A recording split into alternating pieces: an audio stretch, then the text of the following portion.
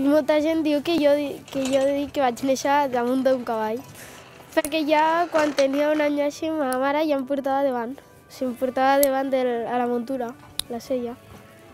Igual de petit li van ficar uns esquisos que el van pujar dalt d'un cavall, és a dir, que tenia més opcions. El que passa que ell realment amb 4 anys ja va decidir que no volia anar al curset d'esquí el dissabte perquè volia fer dissabte i diumenge a cavall.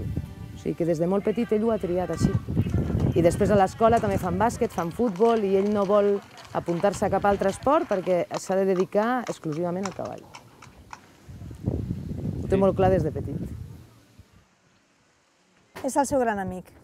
O sigui, els ponis amb aquestes edats de nens són els amics el seu poni és una mica com el seu millor amic. T'arriben del col·le o t'arriben que s'han enfadat amb els amics o que s'han enfadat amb no sé què i li expliquen el poni. T'ho expliquen a tu perquè estàs allà al mig de la pista, però també veus que tota la tensió, tot el cansament i tal, se'ls va passant per la connexió que tenen amb l'animal, la gran teràpia que diuen que són els cavalls. En el cas dels nens es nota més, encara. Bé, la diferència que hi ha principalment del poni és que per el seu tamany permet amb els més petits començar l'equitació i en aquest sentit doncs, el sector ha anat sofisticant-se fins a arribar a un punt doncs, que s'estan corrent les disciplines olímpiques i altres no olímpiques inclús amb ponis, amb diferents categories segons el tamany del poni i segons l'edat del genet.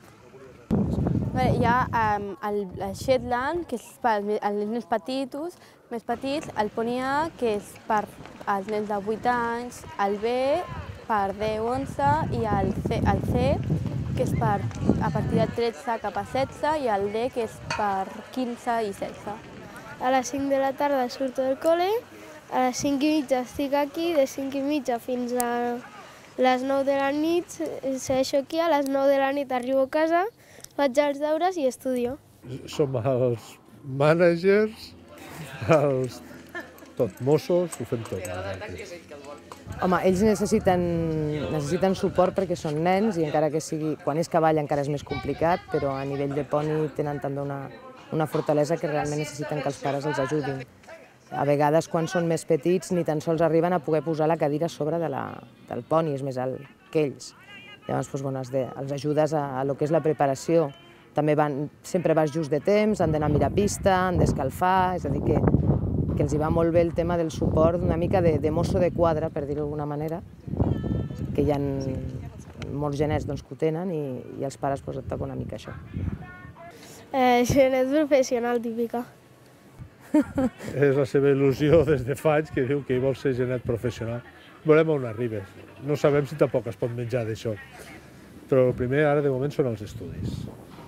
Després se l'apoyarà amb el que faci falta. Si vol ser i serveix, ho farem. Es farà tot el que es pugui. Ell sap que si no treu bones notes se li caben els cavalls, treu bones notes com tal de seguir competint i cavalls, és la seva il·lusió i bueno, fins a on puguem farem. Si després resulta que serveix o no serveix, és suficientment bo o no, això no ho saps. Ara, amb 11 anys recient complerts, no ho pots saber. Però bueno, és el seu somni, intentem apoyar-lo.